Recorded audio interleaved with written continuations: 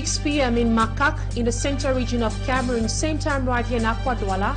Good evening, ladies and gentlemen. This is the 6 p.m. edition of the primetime newscast on Equinoxe television. First, our major stories.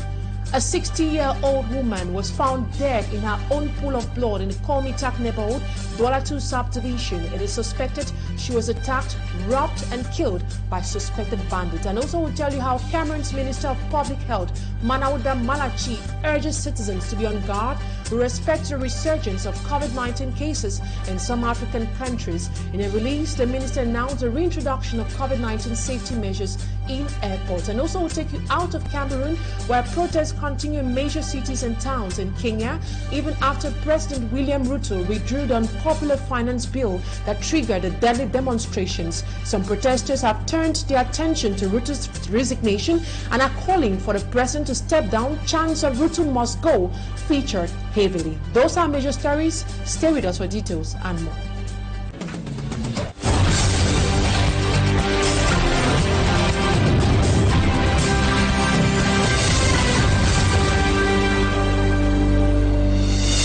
Thank you so much for always choosing Equinoxe television. For presentation, I am Immaculate Fogwe.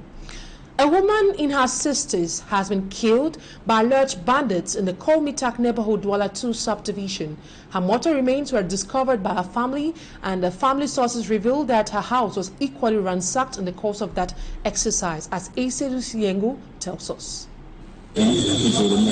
Dismay in the Komitak neighborhood, Douala 2 subdivision, following the gruesome discovery of the lifeless body of a woman in her 60s.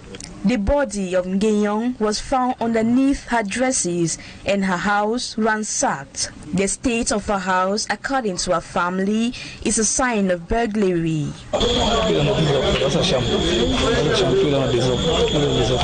Also, family sources revealed that it is the third time within 3 weeks that the alleged bandits robbed her residence, which is still under construction, stealing valuable items. Ça c'est la troisième fois. Sérieusement, à la mort de ma tante. Unfortunately, this time the worst happened. The alleged robbers decided to terminate her life. Heightened insecurity has been a major problem faced by inhabitants of Komitak who have not been silent. Meantime, the lifeless body of the woman, mother of 4 children, has been deposited in the mortuary, and investigations have been launched by security forces who were at the incident scene. On to something else. 20% of Cameroonian school-going adolescent population consume marijuana and tramadol. This is part of a report from the National Community and Rehabilitation Centers in Cameroon received some 2,057 people, among which were 1,125 new patients. The statistics reveals that the age group 20 to 24 is the most affected, followed by the group 25 to 27. The committee also reveals that the most consumed drug types in Cameroon include marijuana, alcohol, tobacco, cocaine, tramadol, and many others. As part of activities marking the 37th International Day for the fight against drug consumption, the CNLD is focused on sensitization. Dr. Colette Takajora, the Secretary General for the CNLD, says their target is the youthful population, which is the most vulnerable to drug consumption. A celebration coming within a challenging security and social context in Cameroon. According to the CNLD's 2023 report, 21% of the Cameroonian school-going population has consumed an illicit substance. The same report reveals that 12,000 school-going adolescents in Cameroon, aged 13 to 15 precisely, consume marijuana and tramadol. On a similar story, youths of Makak subdivision, the center region, have been warned to desist from the consumption of hard drugs. This was during the visit of the new divisional officer known as Belinga Amba to villages in this area of command. However, the meeting was equally an opportunity for the inhabitants to express their frustrations. Asa Lucilengu reports. The 37 villages which make up Makak subdivision in the Nyong and Kele division still lack basic amenities and other facilities. Nous n'avons pas de l'eau potable. We don't have potable water. We are obliged to dig boreholes with doubtful quality. Avec nos mains pour avoir de l'eau potable. Nous avons pas. We equally don't have schools. The first primary school we have is 4 kilometers away from here. The inhabitants complain the absence of good roads has slowed down economic activities, making life extremely difficult for them who rely on agriculture as their major source of income. Nos routes qui sont en état tellement délabré, même avec une voiture 4x4, c'est très pénible. These problems were tabled to the new divisional officer of Makak during his visit to the villages in his area of command. En raison des problèmes de préoccupation qui se présentent dans les localités. Also, Belinga Amba, during his visit, frowned at drug dealers and youth who consume narcotics. Avec la consommation de stupéfiants, de drogues par notre jeunesse. In a bid to curb this phenomenon, the divisional officer has launched an operation to fight against the consumption of hard drugs in the Makak subdivision. The population of Makak have been encouraged to respect traditional rulers, work hand in glove with authorities to achieve a common goal, which is developing Makak. Asia Luciliengu reporting there. Councillors of the Bombari Council have vowed never to attend a council session if the mayor of the council is not changed. The municipal councillors of the CPDM-run council are disappointed with Mayor Justine Bijedi, who has single-handedly managed activities of the council while sidelining his deputies. This is according to these councillors, as Majikangibul tells us. Disgruntled deputy mayors and councillors of the Dibombari Council boycott a council session. Before election, we make campaign. Before the elections, during our campaign, we promised people of providing them with social amenities. But after 2 years in power, the mayor changed ways of doing things. He works alone and doesn't work with the assistant and is more like a dictator.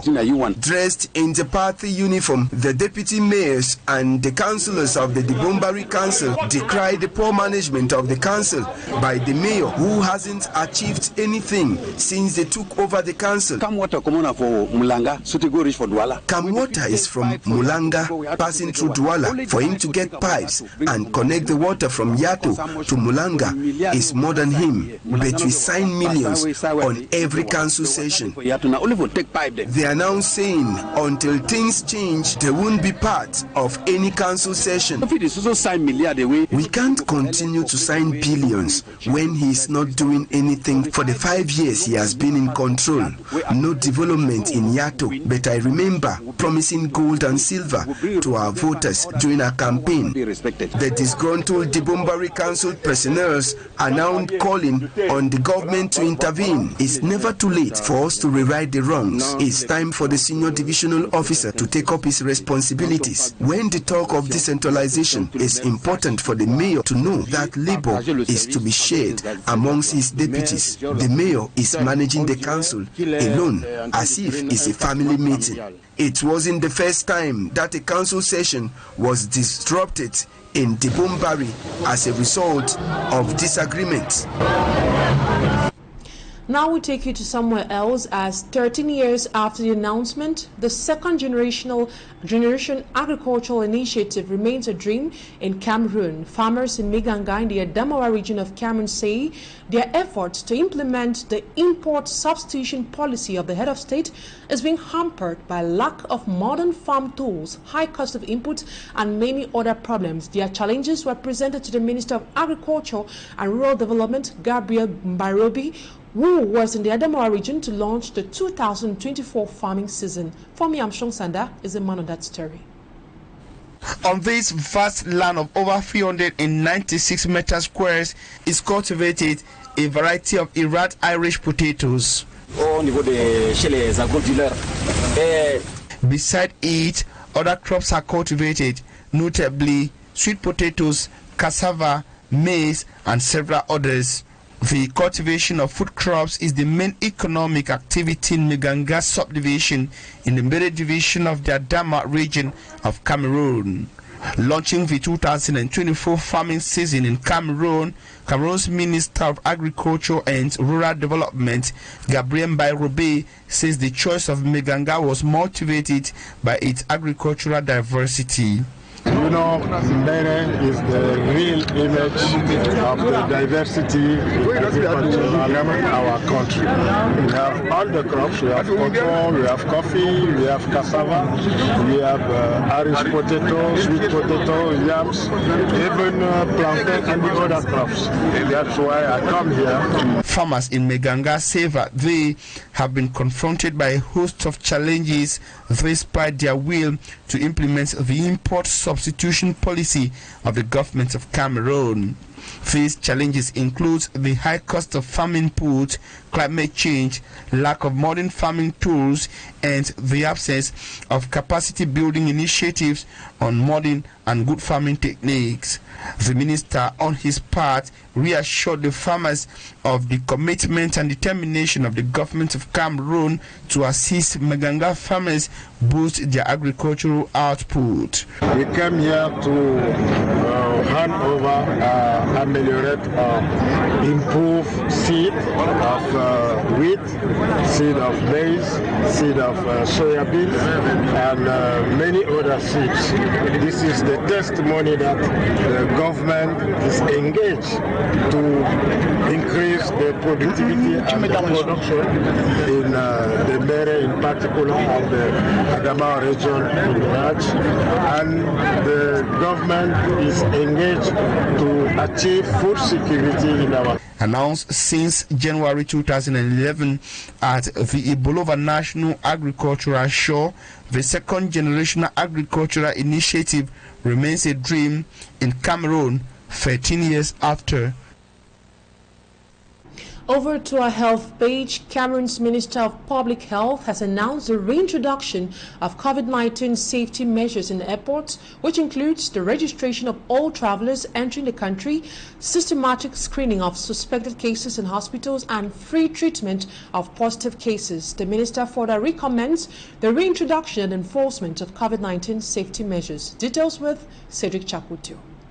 After a long period of time without coronavirus, Cameroon is once again confronted with the disease. 87 cases were reported between April 16 and June 16, 2024. For doctors, this was to be expected. A few years ago, we were talking about COVID-19, and we are 2024, we are talking about COVID-19 again. How you explain that? It's possible. The world is not static.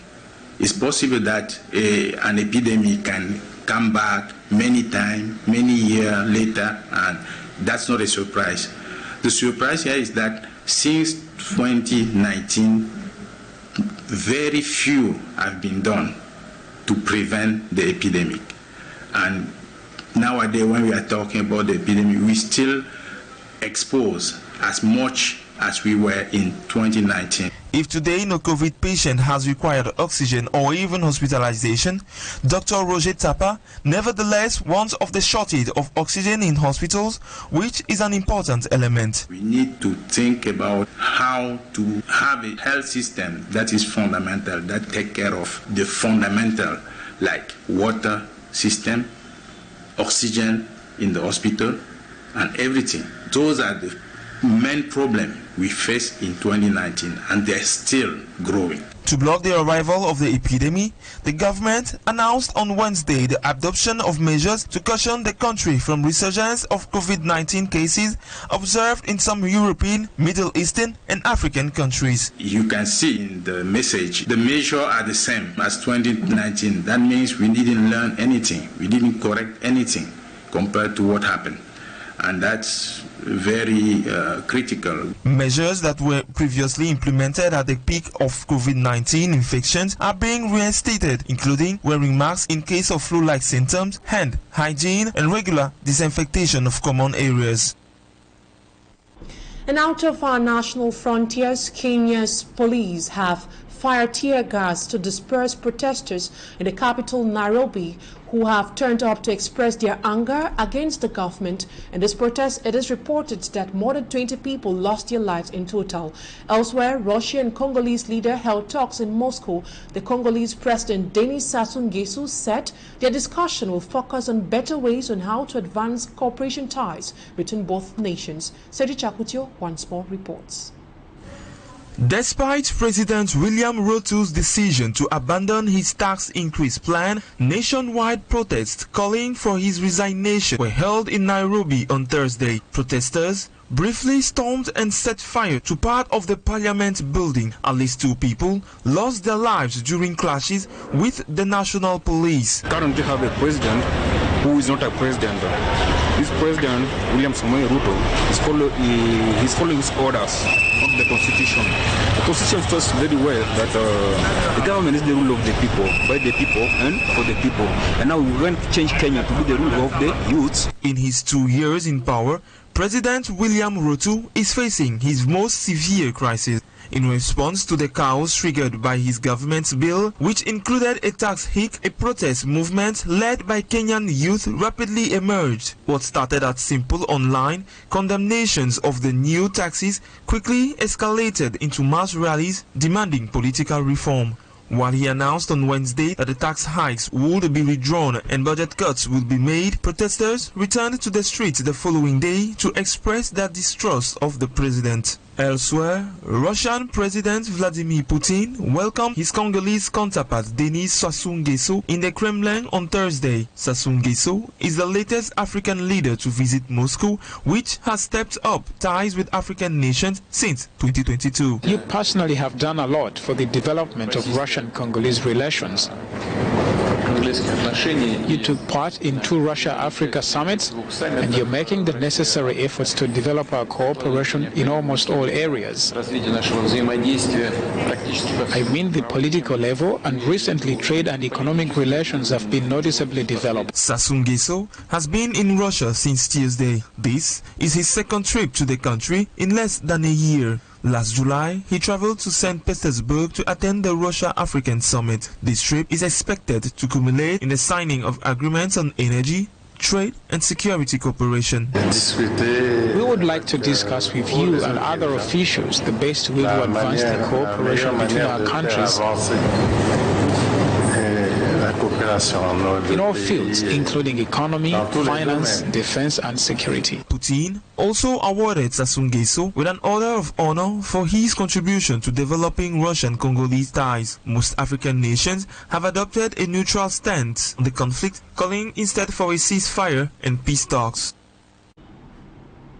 And now we talk sports. Cameroonians are still to come to terms with the sudden demise of former Indomitable Lions player Landry Gemo, who was involved in a road accident at Gomo village on Thursday. The player spent 13 years with the senior men's national football team before going on retirement in 2014. Who was Landry Gemo? Smaji Kangiril has the answers. Joel Landry Shafak Ngemo, born on the 28th of November 1985, was a Cameroonian international from 2006 until 2014 when he left the pitch. He had 41 caps with the Lions and scored 3 goals. The 38-year-old former Indomitable Lions player started his football career at Nancy in France, a club in which Joel Landry Shafak Ngemo will grow and later graduate into the senior team. During Joel Landry Shafak Ngemo's football career, he had stints with clubs in France, Nancy, Bordeaux and Saint-Etienne. He was loaned to Celtics Glasgow in Scotland, where he made 31 appearances and also played with 3 Turkish clubs. Apart from being a footballer, Joel Landry Shafak Ngemo was also a football trainer. For the period of time that Joel Landry Ngemo played with the national football team, he won the silver medal at the 2008 edition of the AFCON and got the French League Cup in 2006. Landry Ngemo died leaving behind his wife and kids to mourn him. That's it for the first part of the news. Talking Points is up next.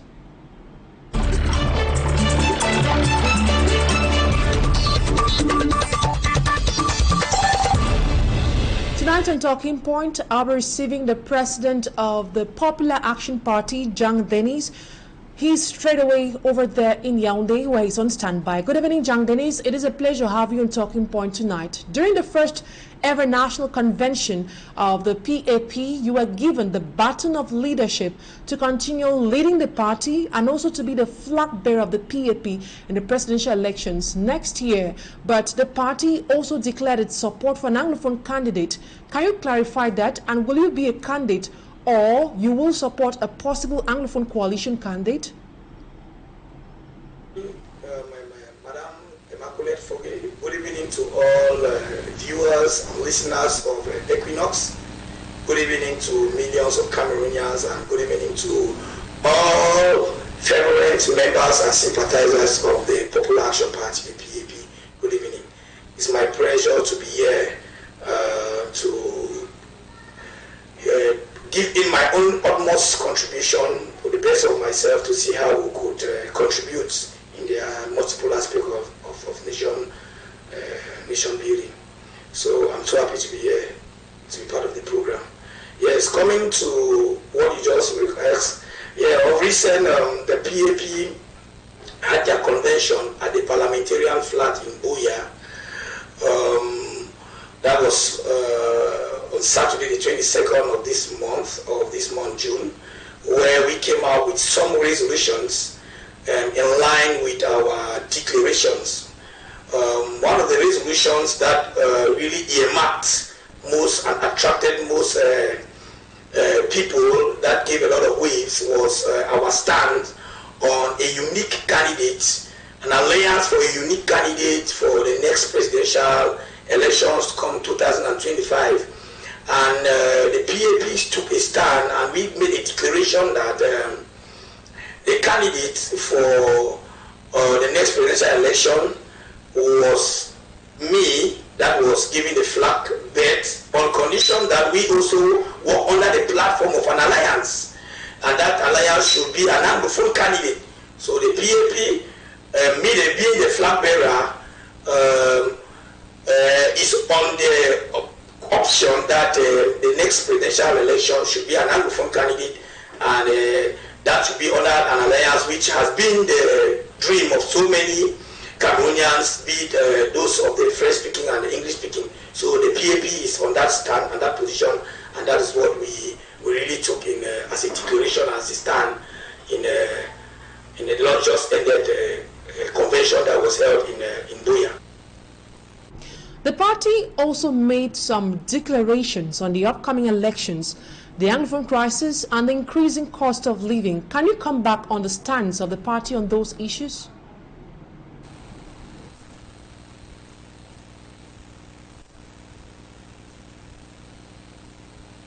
Yes, concerning the recent happenings in Kenya, I also witnessed it. It is something that is been very, very current, occurrent in most all the media houses are talking about it. It is a big sign of a show of democracy that when you have lawmakers who are there to represent the interests of the people, who the aspirations of the people are their priority, it goes a long way to tell you that when the people rise, the power is in the hands of the people, and when the people rise, those who govern the people listen to the people. I think the finance law was the protest started from the parliamentarians themselves. Most of the parliamentarians were not in line with the finance law, because the finance law was seen more as a law that protected the interests of some individuals and not really the interests of the people. So when the parliamentarians started the protest and they were met with some stiff resistance and brutality, since the people put them there, realized that their own representatives are not respected, the people had to rise. And when the protest started, you saw that the result was positive, because it had to compel the president, William Ruto, to withdraw his stance on that bill. And it is a great sign of relief, and it is a lesson that most of our leaders or our lawmakers need to take home, because when you are there, you know you are not there for yourself, but you are there for your people. So it's a great thing. It's a great plus for the people of Kenya and a big lesson to other African countries.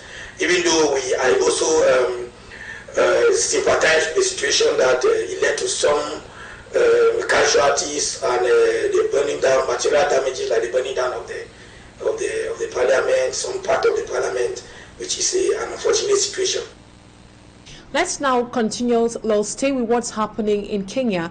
How you describe the attitude of the government? The president decides to withdraw his decision. This seems to be contrary to what obtains in many other African countries, including Cameroon, of course, where officials always say the state cannot backtrack. What lesson did you get from the president's Ruto's action?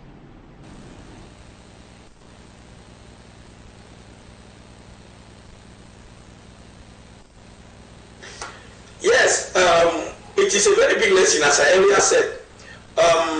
Democracy in most African countries is really the interest of some particular individuals who use the term democracy to maintain themselves in power and manipulate their way through fraudulent means with very poor electoral systems where people who are elected at times are not really the wish of the people, but the way the electoral system is being handled, it favors some individuals or an individual.